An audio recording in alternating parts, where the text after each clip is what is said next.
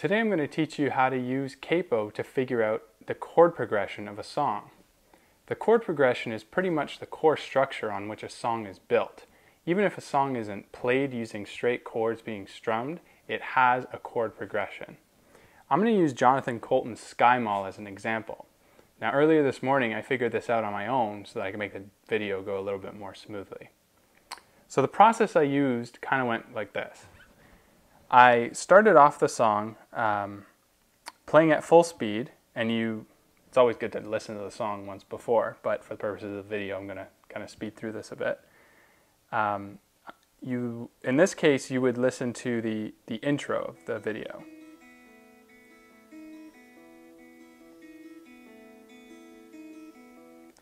So you can hear there's kind of a picking thing going on there.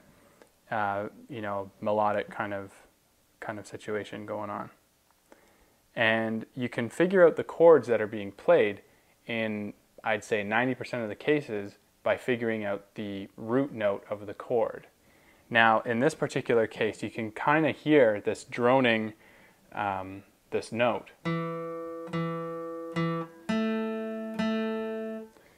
And sure enough, this is an E to an A.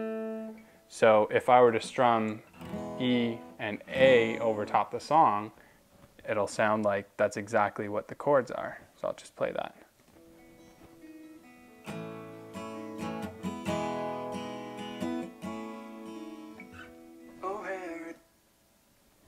Anyway, you get the point. So now, as we go further, you'll notice this chord is repeating over and over again, E to A. I check my bags and find my seat and buy a beer. Now you hear something happen there. It moved to a different chord. So the same thing still applies. You're going to try and find that note in that little area and determine what chord it is. So I'm going to play that over slowly, half speed. My bags and find my seat.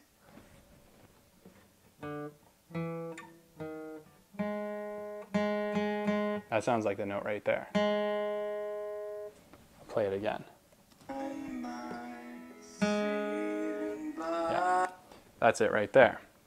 And sure enough, this is the G string, so that's G sharp. We're going to find the G sharp chord, which is here. Now that doesn't sound right because that's a major chord. And given the key of this song, which I'll tell you a bit about in a second, that's not the right chord here. In fact, it's a G sharp minor, which then goes back to that A. So, the key of the song can be figured out a few ways. You can figure out a handful of chords and then plug those chords into a chord wheel, or just kind of write it out on paper and figure out which key those chords make sense in.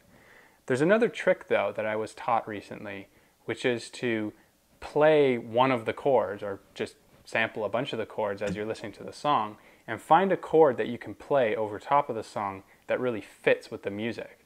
Now, it's not apparent when I say that, so I'm just going to show you the trick in action. I'm just going to play the song here at full speed, and I'm going to try playing the A chord over it, and you'll see how it hears.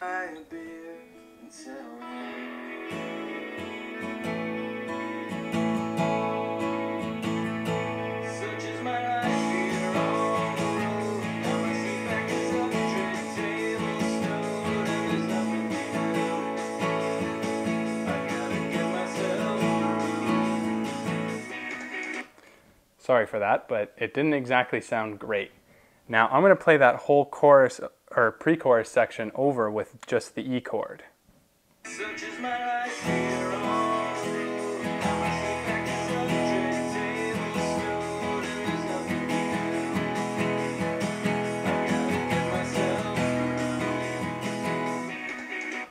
Now, it's still not great, but it definitely fits.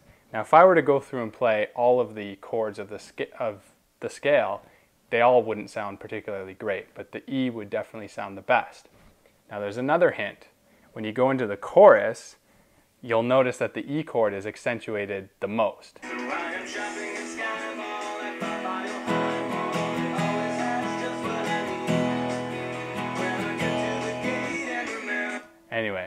I'm sure you get the point. The chorus is actually the E chord played for 3 bars straight before they play the B chord, which is the 5 of the key of E. So it makes perfect sense if you understand your theory. Anyway, that's the trick for learning the key of a song. Now, knowing the key of the song, you can then figure out which chords belong in that major key. In this particular case, it's the key of E, and going back to that situation where we had the G sharp chord, you'll notice that that was in fact a G sharp minor, which works in the key of E. Now, that's pretty much the basic process of figuring out a song. You're going to go through it, you're going to try and figure out the bass notes of the chord, and upon learning the bass notes of the chord, you can figure out the chords. Now, figuring out major or minor is pretty easy once you know the key. Going a little bit further, if you want to know 7th chords or 6th chords or 9th chords or more tricky stuff like that, that kind of comes with time and experimentation. I wouldn't sweat it too much if you don't get it perfectly right, but you know, as with everything, you just have to practice at it and you'll get it. So hopefully this was useful. Hopefully you can go and figure out the chord progression of your favorite songs. This particular song, once you figure out the chord progression, you can just strum right over it and, you know, enjoy yourself with sort of an easy guitar version, as they like to call it. Or you can dig deeper and try to learn the actual picking part at the beginning.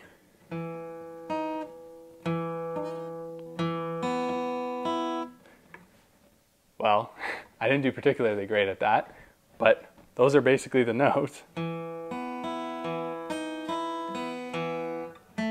All right, I won't bore you with that.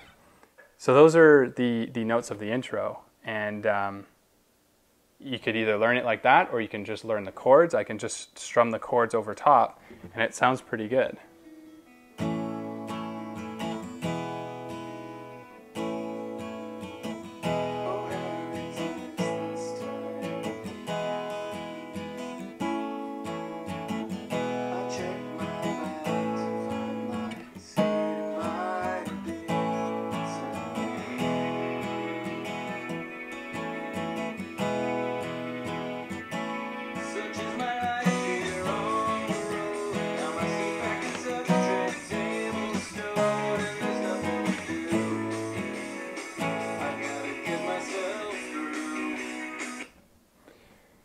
Anyway, it's fun to do, fun to figure out songs on your own. You don't have to go to tab sites anymore, which are in many cases incorrect. You figure out the song by yourself, you become a better guitar player, and you enjoy yourself a bit more.